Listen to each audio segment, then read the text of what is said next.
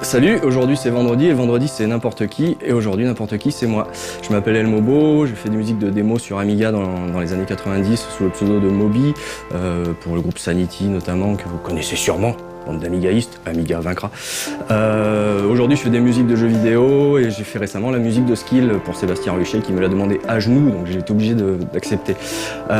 Aujourd'hui on va retrouver la rubrique anime et manga avec la critique de l'intégrale de Deadman Wonderland et du Chemin des Fleurs. Ensuite il y aura un reportage sur Elyséum qui est un éditeur français à ne pas confondre avec Elise et Moon. Ensuite il y aura No-chan et on finira avec mon émission préférée Pico Pico sur les musiques de jeux vidéo. Et mais tout de suite les news.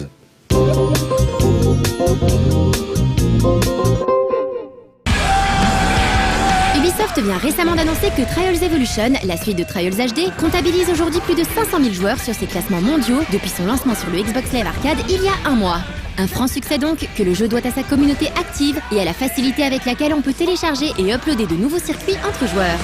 Pour rappel, Trials Evolution vous amène à faire preuve d'adresse au guidon d'une moto, dans des courses ou sur des parcours qui peuvent être créés par d'autres joueurs. Pour en savoir plus sur le jeu, on vous invite à jeter un œil au Chez Marcus où à la critique 100% lui étant consacrée.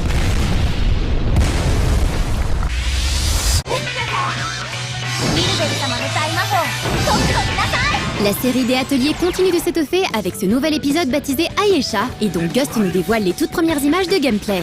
L'occasion pour les amateurs de la série de constater que même si les principes régissant le game system de la série sont toujours présents, à savoir des combats au tour par tour, des ennemis visibles sur le terrain et un système de synthèse d'items, le jeu prend un énorme level d'un point de vue graphique. On s'enthousiasme donc pour ce titre prévu le 28 juin prochain sur PS3 au Japon et on attend maintenant l'annonce d'une éventuelle version européenne.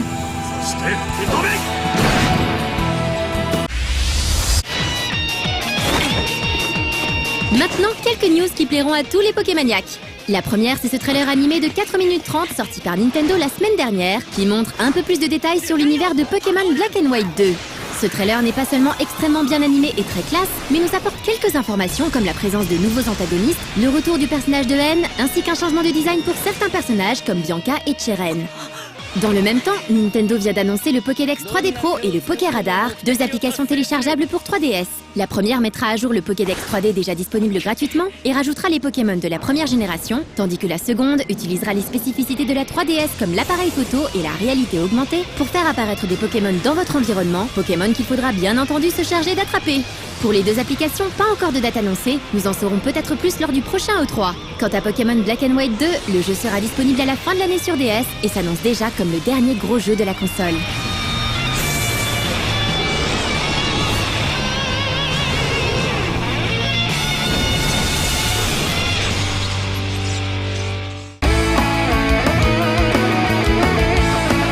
De bien belles news, comme dirait Benoît. Moi je voulais vous parler un petit peu des chiptunes. On en entend aujourd'hui un petit peu à toutes les sauces, des remixes, etc. etc. Moi quand j'ai démarré la musique sur Amiga au début des années 90, on essayait de se débarrasser un petit peu de ces sonorités là qui venaient de l'Amstrad, de l'Atari et toutes ces machines qui sonnaient un petit peu pareil. Et on essayait de faire des choses avec des sonorités un peu plus réalistes parce que le processeur de l'Amiga permettait de lire des samples qui nous permettaient de faire sonner des musiques un petit peu plus comme des groupes ou comme des CD qu'on entendait à la radio. Donc ce retour un petit peu vers les sonorités chiptune aujourd'hui, ça me fait un petit peu sourire, mais bon, c'est pas désagréable. Allez, on va retrouver la critique animé manga avec Deadman Wonderland et le Chemin des Fleurs.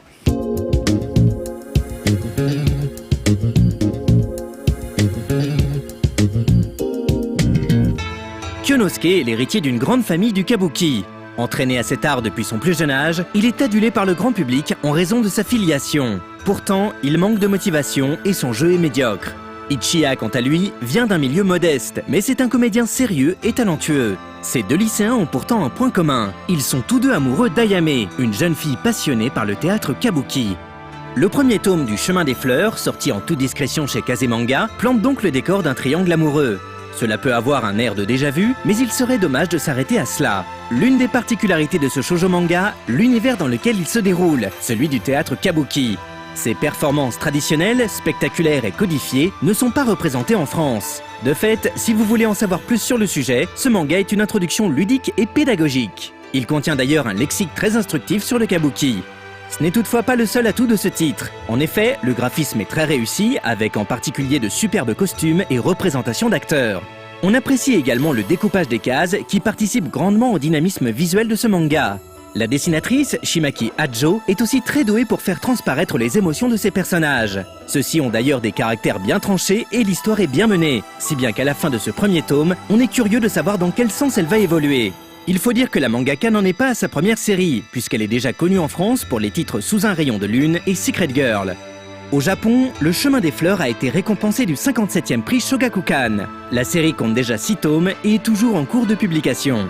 Le tome 2 est annoncé pour le mois d'août prochain en France. Il devrait notamment nous révéler le passé d'Ayame. Vivement!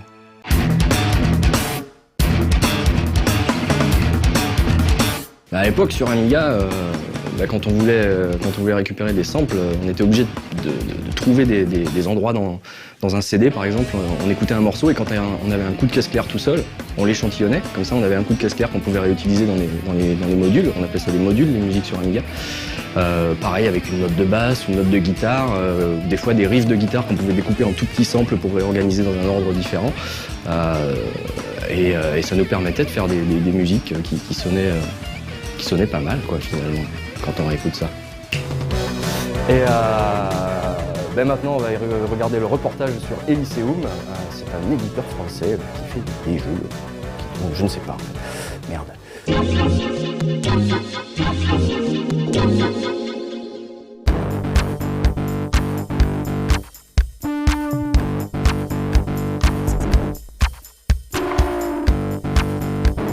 Se lancer dans l'industrie du jeu vidéo de nos jours n'est pas chose facile. Pourtant, c'est le cas d'Elyséum, une jeune entreprise française dirigée par Adrien Dassault, qui a pris le pari de s'auto-éditer pour des titres qui sortiront dans un premier temps sur smartphone et tablette. Et c'est à l'occasion de la présentation du line-up de l'éditeur que nous sommes allés poser nos questions aux acteurs de cette entreprise, à commencer par le parcours d'Elyséum. Alors on a commencé par les applications, c'est vrai, et par le mobile, pour des raisons un petit peu de chaîne de valeur, j'ai envie de dire. Aujourd'hui, faire un jeu vidéo AAA, ça coûte 100 millions d'euros, plus 100 millions d'euros de marketing. On n'a absolument pas les moyens.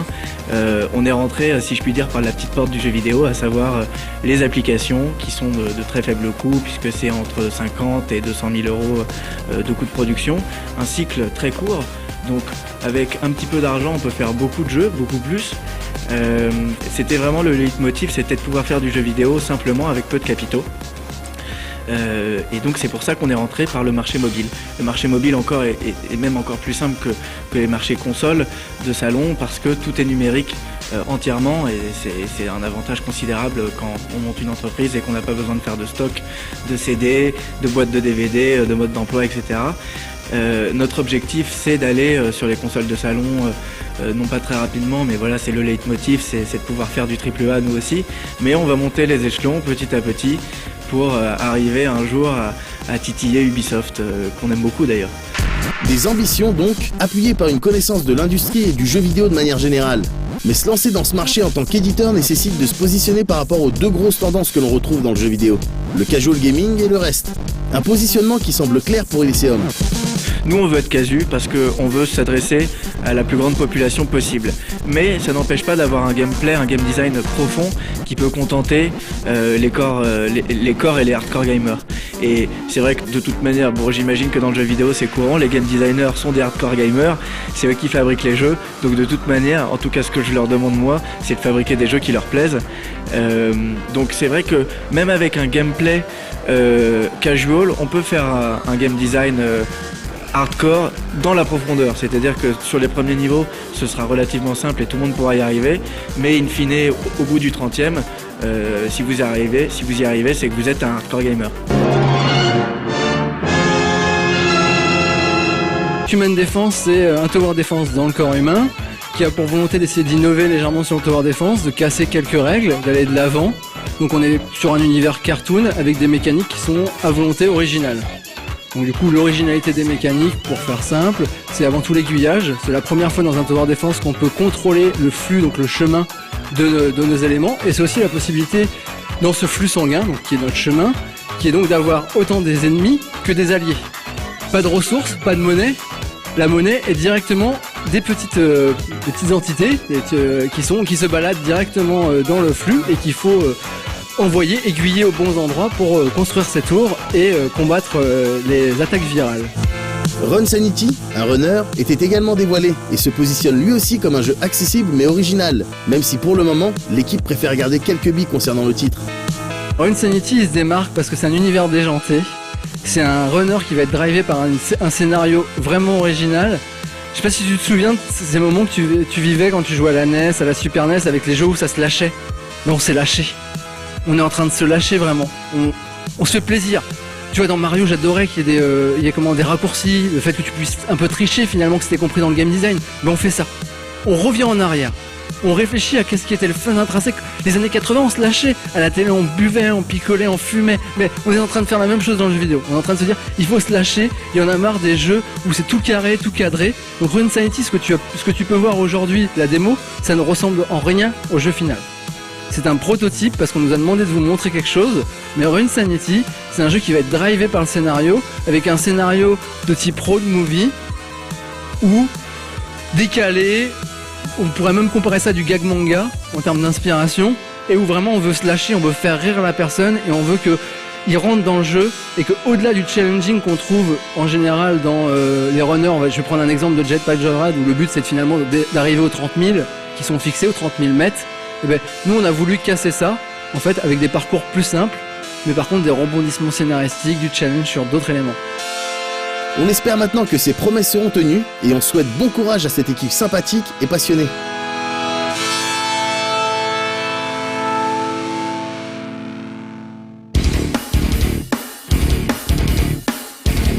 Un bien beau reportage, comme dirait Benoît. Ouais, on va revenir un petit peu sur la manière dont on faisait les musiques sur Amiga. Je sais, ça fait vieux con qui ressasse, machin, mais bon. À l'époque, donc, on avait une mémoire très limitée. Par exemple, quand j'ai fait les musiques de Fury of the Furies, j'avais 50 kilooctets pour faire une musique qui durait 3 à 4 minutes. Donc il fallait vraiment trouver des samples très short pour occuper très peu de mémoire. Et donc on avait plusieurs solutions pour ça. Donc comme je disais tout à l'heure, on pouvait sampler des petits bouts de musique dans un CD. On pouvait aussi piquer les samples dans les musiques des copains, qui d'ailleurs ne sont pas gênés pour piquer les miens non plus. Mais donc voilà, il y avait une espèce d'émulation collective. Chacun essayait de comprendre comment les autres arrivaient à faire telle ou telle sonorité dans les modules. Et on se repiquait les idées, on se repiquait les samples, on se repiquait tout ça. Et il y avait une saine émulation et c'était vraiment rigolo. Allez, maintenant on va retrouver Nochan avec sa rubrique pour les otaks.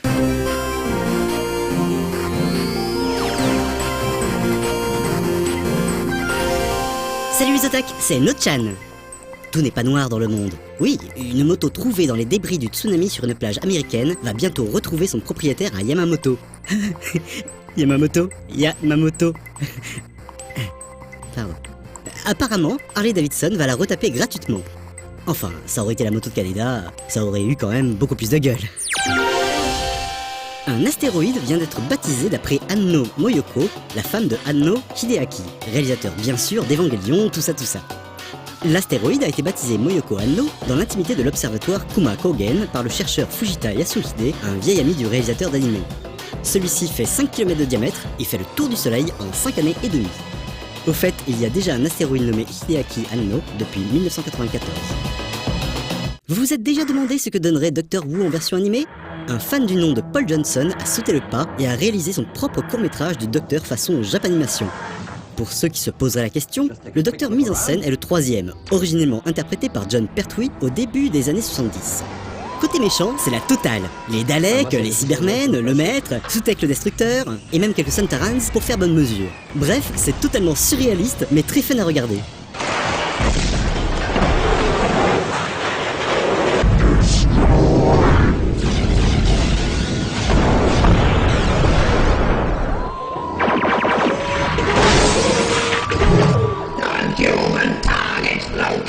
Pour les 10 ans des Powerpuff Girls au Japon, les Super Nanas s'associent à notre idole virtuelle préférée et ses amis, Hatsune Miku, évidemment. On peut donc s'attendre à de nombreux goods où les deux univers vont s'entrecroiser. On termine avec un concept très... concept. Le gourmet gaming. Il s'agit de reproduire dans la vraie vie les aliments virtuels que l'on trouve dans les jeux vidéo qui imitent ceux de la vraie vie. Un de mes préférés, cette dinde cachée dans une faille de mur comme dans Castlevania. Allez, à la semaine prochaine les attaques.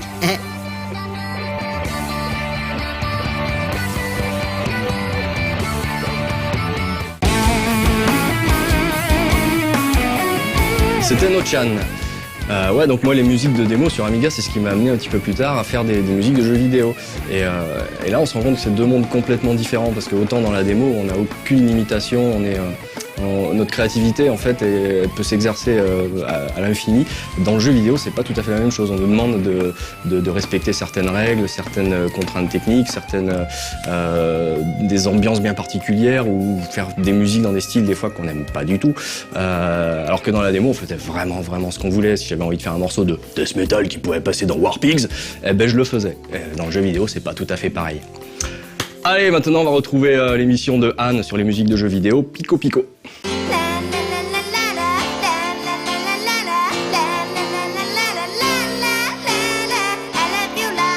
Bonjour et bienvenue dans Pico Pico. Alors aujourd'hui on va parler d'un remake de FF6. Alors je sais, c'est pas la première fois qu'on parle de FF6. Alex, ça marchera jamais, c'est sincèrement. Je suis désolé, il faut que tu prennes un peu sur toi parce que là, je sais pas si tu sais, mais Anne, son PC est tombé en panne au Japon. Et elle a monté l'émission, tout est prêt, mais elle peut plus démarrer l'ordi, elle peut pas nous envoyer la vidéo. D'accord, mais là je peux juste rien faire. Enfin, je veux dire, ok, j'ai un acting, mais Anne, vas-y quoi. Enfin, t'as vu. Tu veux pas faire un petit effort ?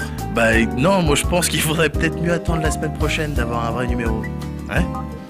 Ok.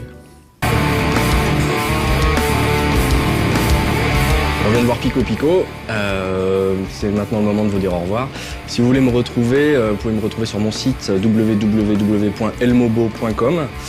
Sinon, si ça vous intéresse, j'ai sorti un album avec mon groupe qui s'appelle Plugin, l'album s'appelle Hijack, et vous pouvez le retrouver sur Bandcamp. Voilà. Merci, au revoir.